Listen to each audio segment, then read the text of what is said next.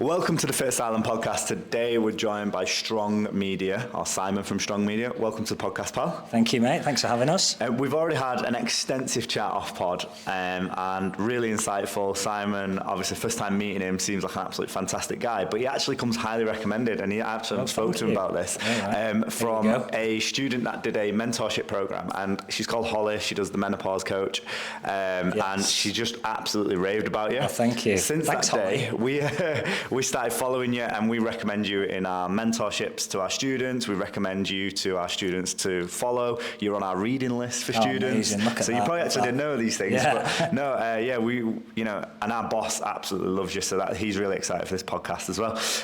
But yeah, how are you doing? How's the start of 2024? Yeah, it's been good.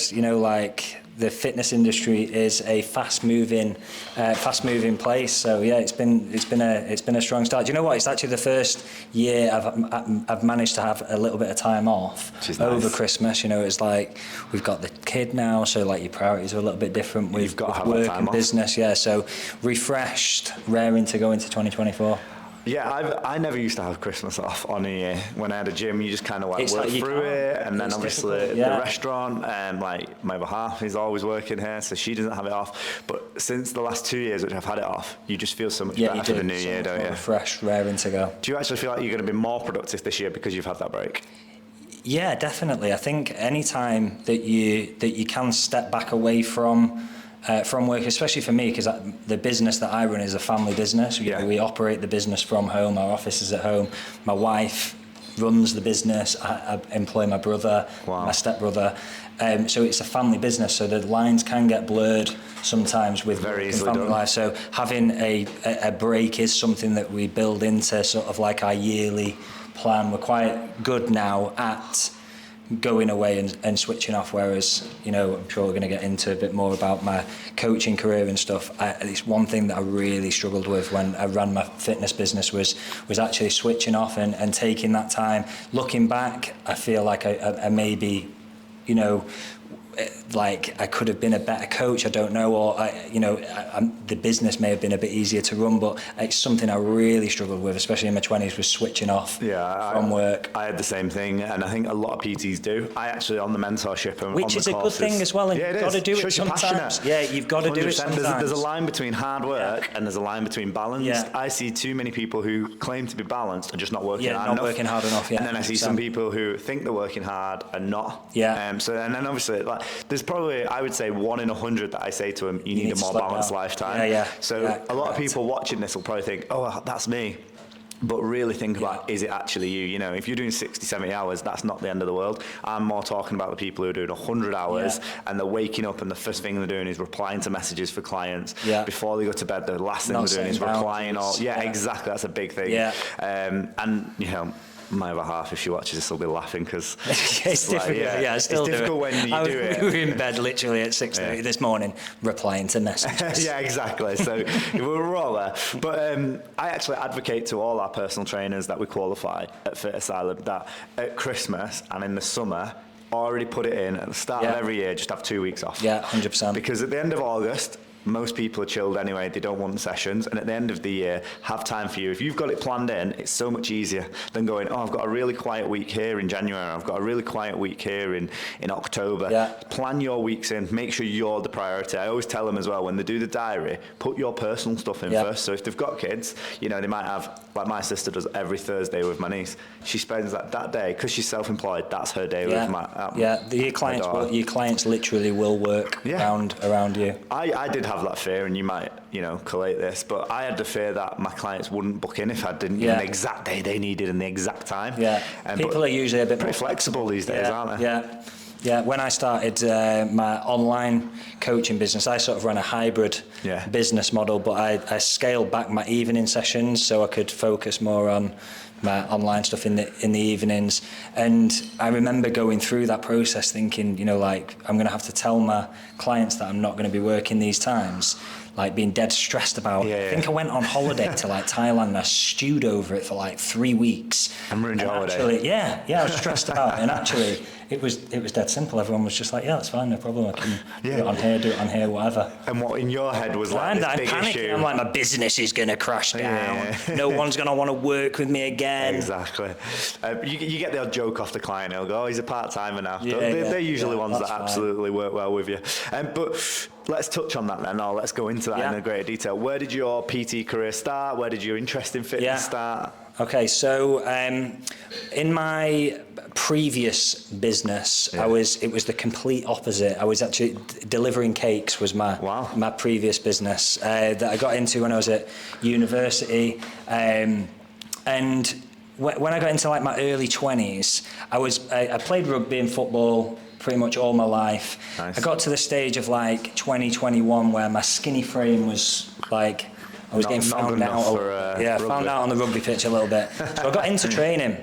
So I was training while I was doing my cake business, and my passion for fitness, and like I wanted to spend all my time in the gym rather than like out delivering cakes to students. Was this your business or did you work for someone? Yeah, so have you heard of Get Baked in Leeds? Yes. Yeah, so we had the Manchester Get Baked. Yeah, early on when they were doing deliveries and stuff.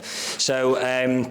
So I was doing that, and I just decided, I've always been one for this, and you'll find out this when I go further into my story of how I'm doing what I'm doing today, but I've always been a big believer in, if you're passionate about something, you'll figure out a way to make money out of it. Yeah, 100%. My life was in the gym. Yeah. My social circle was in the gym. I'd train in the gym. I was in the gym 4 or 5 times, sometimes 6 times a week.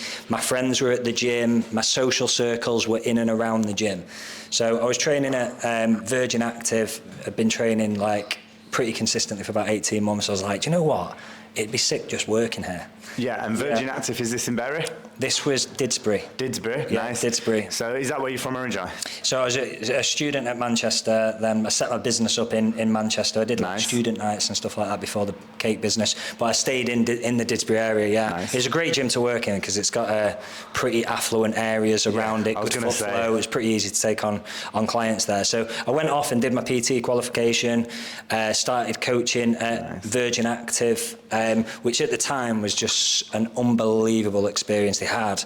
If I look back at some of the coaches that I worked with when I first started working there, like some of them have gone on to do like really amazing things. Like it was like a really good place to start my career. It was a gym that was quite easy to take on clients because it was, again, affluent area, good foot flow.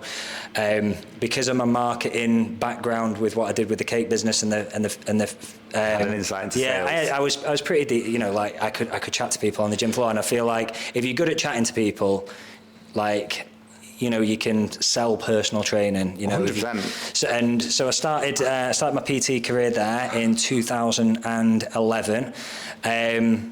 Got to the point in that business where, and I guess a lot of coaches will come to this stage at some point in the career where, you'll know this because you've done one-on-one sessions yourself, like 40 to 45 PT sessions really for me was my absolute max. That would if I was doing 45 a week, my head was fried by the end of the month. Your body would have been tired as well. People think, I remember when I first just got to the point where my diary was busy, I was earning decent money, especially for my age at the time. And I remember saying to my mum, I was like, Mum, I am absolutely knackered. I've literally worked my arse off this month.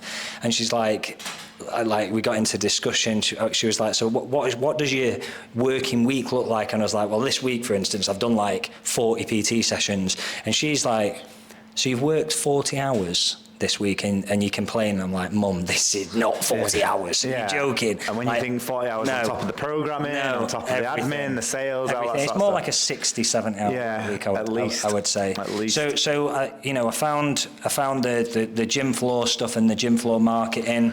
I enjoy doing the sales. I do my sales in the coffee shops. So I was quite good at networking and stuff. But I got to the point where I was completely maxed out with clients. So this was sort of around 2013, 14, where online coaching wasn't really a thing then. There was a few people doing it it was the ebook era. And it was more like the Gymshark people. So you would buy a Gymshark program. It was probably more programs, wasn't it? Yeah, the London Muscle Guide. Yeah. Joe Wick's Lean in 15. It was that that sort of era. And I just got to the point where I was starting to share the results that I was getting with my in-person clients onto, it was Snapchat at the time, that was like the platform that I originally grew my audience on, but I started sharing some of the content online. And, you know, people were starting inquiring about like working with me that weren't at the gym that I was at the time, or at Virgin Active.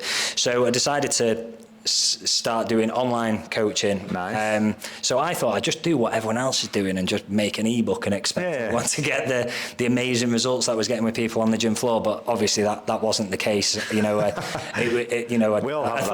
I was going to sell this ebook like £5 a go. I'll sell $1 million. Yeah, $1 million, and I'm easy.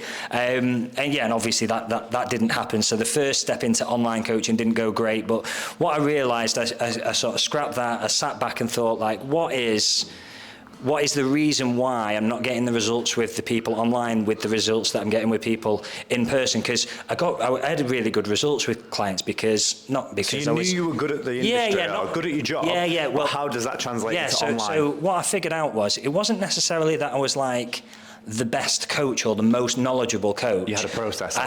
What I was good at with my online, with my one-on-one coaching was I had a good client retention. Yes. So if you've got a client for 12 months, you're going to get results, aren't you? And 100%. You know, I had a good client retention, so I was getting results with pretty much most of the people I was working with. And whereas online, it was just I was not getting that. So I looked at what I was delivering. I was like, right, so it's client retention is the issue. I'm not keeping people. I'm not keeping them motivated for long enough for them to get the results. So I scrapped what I was doing, and then I went on a mission to build the best online program that I could do, right? And I realized that video was going to play a huge role in that. Yes. Because what I was teaching to my clients on the gym floor, I had to educate my clients online and motivate them online through video content. Form of communication. Yeah, form of communication.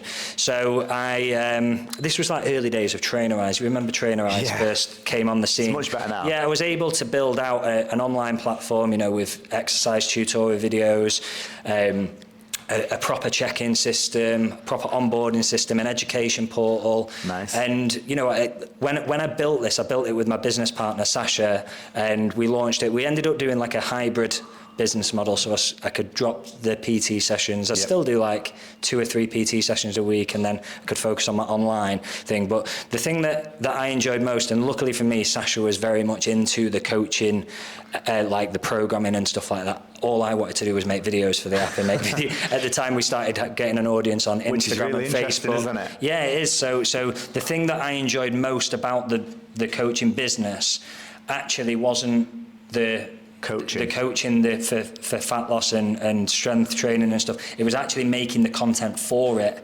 Nice. So my first accidental business, we will call it, was over time more and more coaches were asking me for help with creating content for their business. So I set up a fitness videography business in 2014 that ran alongside my the Strong program, which was the fitness business, and I would go in and help other coaches with, you know, content for social media, content for within the business, you know, like exercise library videos, onboarding education portal videos, that type of stuff.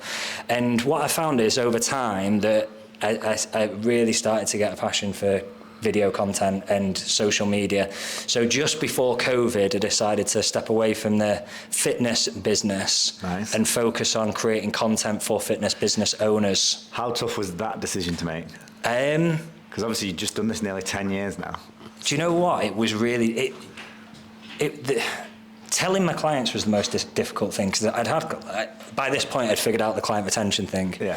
So even some of my online clients, some of my one-on-one clients that I was stopping working with because I was still doing one-on-one and online, having that conversation with clients that I trained with since literally my first month in Virgin Active, which is nearly 10 years, was really difficult. And when you said you hit the nail on the head with the client retention, I always tell my students that the first word of your job title is personal. Yeah. And that's the most important part of it. Yeah. If you want client retention. Mm-hmm. Would you agree with that? Yeah, 100%. And that's, you know, like I said, I was never the most knowledgeable coach or anything like that. I don't claim to be. But I don't feel like there's anyone that could have a connection with someone and the communication skills with the client that made it so personal, even with it being online.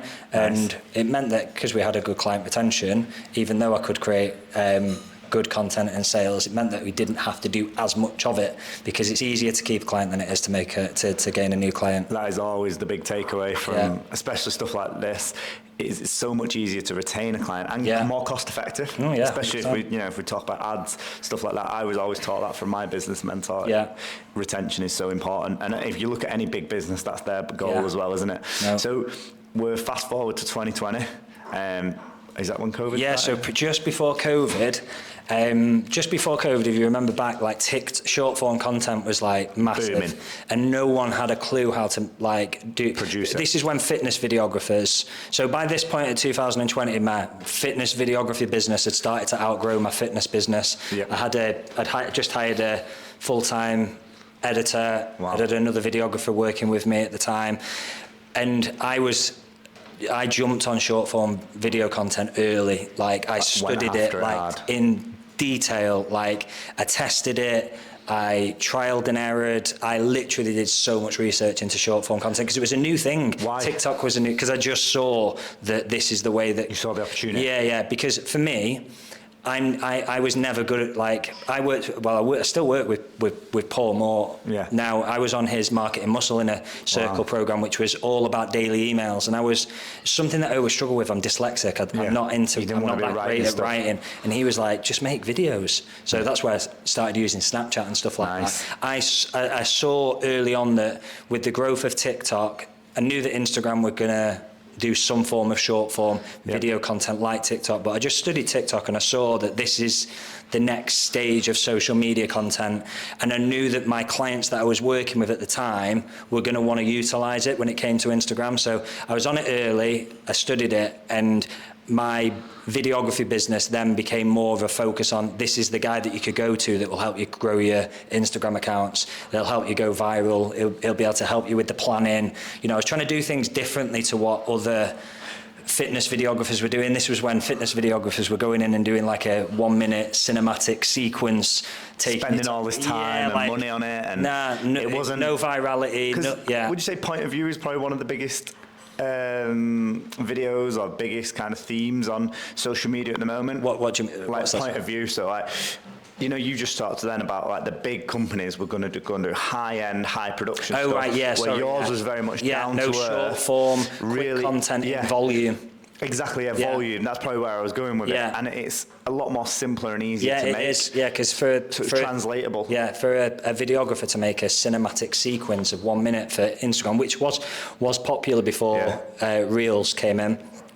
Take them, your day's filming, then 2 days editing. You need volume of content. Cost effective. No, it's not. So I got on to, I could go and, I had a videography package where I would go and I'd do a day's filming with a coach. I'd plan all the content for them, do the competitor analysis, set it all out, script it with them, go and film it with them, and then they would get 30 Instagram reels, a load of photos. They'd get a month's worth of content done for them, and that was the business that I'd. People still do that, don't they? Oh yeah, that is pretty much this. If you go to a fitness videographer now, that's what they would usually get, but no one was really doing that at the time. So I sort of had monopoly in the fitness space at the time, and then COVID came and killed it. Literally killed me. So by this point I had regular clients. I had monthly clients that we were going out to, filming, traveling literally all over Europe. We were traveling. We had clients in Spain and all over the place, down in London, up in Newcastle. So we were traveling all around the country. Rebecca was pregnant, my wife was pregnant, and I was we still had people coming around filming at the house. I was traveling all over the world. I was I don't know if this is actually the business model that is going to suit my lifestyle. Do I really want to be, I enjoyed it and I loved being out and about and being in the gyms, but I was this isn't going to be effective. Especially at the time, COVID was in and out of COVID, so I was having to book shoots around the lockdowns. I was this is not going to work. This is not going to work. And I had feasible. 2 people to pay as well at the time. I was this isn't sustainable. So that's sort of where the early stages of what I'm doing today happened. So rather than me going to shoot with my clients, and teaching and doing the content planning and all that type of stuff, I basically showed them how to do it themselves. So how to film themselves, how to plan the content, how to edit the content, and showed them how to basically become a videographer and social media manager themselves. And what I actually found was that because they weren't reliant on me coming every month for them, they could make more content because they didn't have to do it on a monthly basis. They could make content every week, or they could make more content than what I could make for them one day a month. And so the results that I was getting with people were actually better than the results that we were getting with people when we were filming with them. And obviously we can work with a lot more people online. Yeah. Teaching them how to fish rather than giving them the fish, isn't it? So my process of going into online was very similar to going from a one-on-one coaching business where I was selling a lot of time in terms of like spending it with the client, to going onto online. It's way more scalable. I can work with more people. I can impact more coaches. I can share my knowledge. So I basically went all in on the online course and the what I'm running today, which is the social media accelerator. That's pretty ballsy.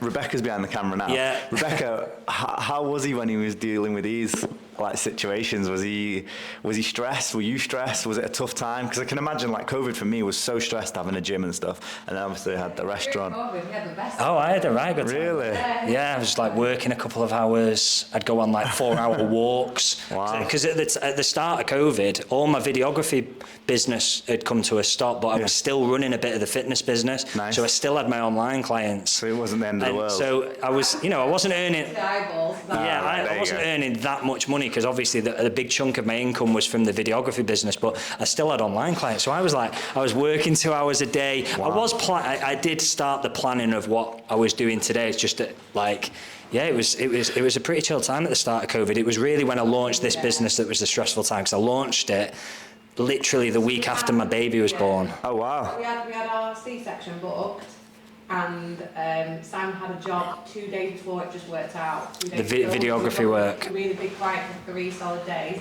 So we had the baby the day after, so we was filming the day before I had my C-section. Wow. And then we launched our new business the week after. Fair play to you. That as a couple, that takes a lot of work. It was a big risk. And it is a big risk. But that was a theme through when you was telling us your story from 2011 to 2020. You were always trying to think outside the box, and you weren't afraid to take risks. Would that be fair to categorize those? Yeah, I'm all for, like, if you feel passionate about something, you will figure out a way of making money from it. Yeah, 100%. If you're passionate about something and you can offer a good service, you'll make money out of it. There's no question about it. I always say this to my personal training students, sorry. I say to them, the first thing you need to do is be able to get results. Yeah. Like you can talk about all the marketing, all the sales, how you're going to get clients, this business plan, and how much investment you've secured. But unless you can get results, it doesn't matter. Mm-hmm. And would you say that's the highlight of your business? You guarantee results, basically, don't you? Because you're so good at what you do. Yeah. So there's sort of like a few different levels to how we get results. The biggest thing for me is teaching people and showing them how to do it. Yeah. That's like the biggest thing for me. Like, you'll probably see on my social media pages, like people growing like 100,000 followers and stuff like that. That really isn't the thing that gets me super excited about the results that I actually get with my clients. The results that I get with my client, like the things that like really make me smile are like when someone comes to me and goes, I used to find this so frustrating. I used to be so confused. I felt so overwhelmed. Whereas now I'm like making content. I'm able to make sales through Instagram. I'm like clear on the path I'm creating. I'm never struggling for content ideas. And I actually have a set structure and guidance. That's really where I feel like really makes like what I do worth it. Do you know what's crazy? That's exactly what Holly mentioned. So she said to me on the last day of her course, I'm really anxious about how I make content and how I get my point of view across to my clients. And then she came back a couple of quite a considerable time later on this podcast, probably about a year ago from today. And she said, Dec, I've got a spreadsheet. I know when I'm doing it now. I'm excited to make the content. I put it together. I go and film multiple days of content and I get it all in one place. I know exactly what I'm doing and I'm really excited about the content I make. And it's a complete contrast to the person a year ago who was very anxious about making content first and foremost, putting the camera on, uploading, stressed, not knowing. And it's literally everything you just said. She obviously, I think it was through FBU, met you, and obviously she accredited you for a lot of the success she's had since, because she's doing really well as the menopause menopause coach. So no, mate, that's amazing. A couple of things that I picked up on through your story that I really wanted to kind of just ask you a little bit more about is, what point did you know that it was right to pivot and change your career? Right from as soon as I started doing the video work, alongside the fitness stuff. So my first actual videography client was probably 3 years into my fitness business. I just launched the online stuff and I took on my first ever videography client. After that shoot, I was like, this is, I could do this. Yeah, this is you got the creative juices flowing. I really enjoyed today's filming session. And then when I gave him the content back and the feedback that I got from it, I was like, this is. So it was in the pipeline for years. Yeah. It's not something that I woke up one day and had gone, right, the fitness business is going to go, and I'm going to go absolutely to town on this videography business. I'm going to build the biggest fitness videography business in the UK. Like, it wasn't a case of I woke up overnight and did it. Just like I didn't with the fitness business. Really? Yeah, I'd been thinking about doing the PT career. Was this very consciously thinking about it? Yeah, I mean, I've got ADHD, so there's a lot of things that go on in my head. I was thinking about this this videography business, but I was probably also thinking about 10 other things at the same time. It just so happens that the videography business stuck. But it'd been something that I was thinking about for a long time. However, with what I'm doing today, that really more had my hand forced because of COVID. But really with the fitness videography business, that brewed for a long time, because I did run that business alongside the fitness business for the best part of nearly 5 years, I would say, that I did that for. So that one was a prolonged one, I would say. The reason I ask is because I woke up in August of 2021 after COVID and went, I'm selling the gym. Yeah. And I put it on the market the week later. Yeah. And it was really interesting because I just knew I wanted to teach. Yeah. And I'd done COVID similar to me. It pivoted what I wanted to do. I'd taught before personal training, but I didn't have any qualification. And over COVID, it gave me the opportunity to go and get qualified in it, which was really nice. So I think a lot of people, like you've just said about TikTok, there's opportunities sometimes when people think there's a dark day, or if they're struggling, that might be an opportunity for you to develop. And then the other question I had, and it's probably going to be really poignant, but I always ask students, and especially on this podcast, how do they know they're passionate about something? Because I'm always really interested to understand what passion means and how they understand how they got into that career, and for people to really remember why they're passionate about something. So how did you know you were as passionate about everything that you've done? It's the enjoyment factor. I think you've just got to love it. Yeah. You've got to be able to, because when you start in a business, you literally, I think we talked about this before, I can't remember if it was on or off podcast, but you've got to put in, I think we were talking about balance, weren't we? Yeah. Right now I've got a pretty balanced life. We work very hard, but I work to 9 to 5. And I get to take Christmas off and I get to take holidays. There's sometimes with launches and stuff that we have to batten down the hatches. We work some evenings, work some early mornings, whatever, right? But having a kid, we have to have balance, right? With any business that I've set up, there's been times where I've just had to put my foot down, I've had to work the extra hours and I've had to put the graft in, but I've always enjoyed it. I wouldn't be able to do something that I didn't enjoy. If I lose the passion for it, my head's gone. I think that's really important, and I think the fact that you have that mindset of going, I'll take the wins, the nice flexibility of lifestyle, but then when I need to, I'll graft. Yeah. And I always say that to personal trainers, sometimes you're going to have to graft. Yeah. I remember when I was setting up my second gym, I really worked hard for that year to save up the money for it. And I remember thinking, I'm working so many hours, but it never felt like work because I knew what the goal was at the end of it. So if you guys can plan your goal out and make sure you understand what you're doing it for and why you're doing it, at the end of it, this is what you get out of it. I think it's quite easy to do 7 days a week, or, and make sure that there is an end point to it. Yeah, it's not forever. It's not forever. Even if you've got to do, I always say to PCs, the first 6 months are really difficult because you're going to struggle to get clients, and it's going to take a bit of time to build up your business, but just give yourself 6 months to really work hard at it, because I'm always worried that 9 out of 10 PTs don't make it in the first year. Yeah. And that's something that I really want to change, and hopefully we can change with more information, more real stories. I'm a big believer that you tell the PTs how it is. That's why I don't mind telling them about that start, because I know a lot of companies will say, Oh yeah, PT's a great Yeah, I industry think to I be got in. made. I think I in my PT qualification. I think they made us all stand up. Yeah. And they got like 90. What is the stat? 9 out of 10 PTs don't Right, make yeah, it they in the got first like year. they got like 18 people to sit down out of 20 of us. Yeah. Like 2 of you are going to be left Yeah. in a year's time. Like, what the fuck? It's quite daunting, In fact, that, though, isn't actually, it? yeah, my PT qualification. There's quite a lot of the coaches that are still coaching in the Which is industry, great. which is good. But yeah, I can't believe that starts. Yeah, no, it's crazy that that's still the stat when I qualified in 2011 as well. So it is crazy. But guys, that's part 1 of the podcast. Stay tuned for next week where we have part 2, Q&A with Simon. Yes. Have a little break. Yeah, thank you.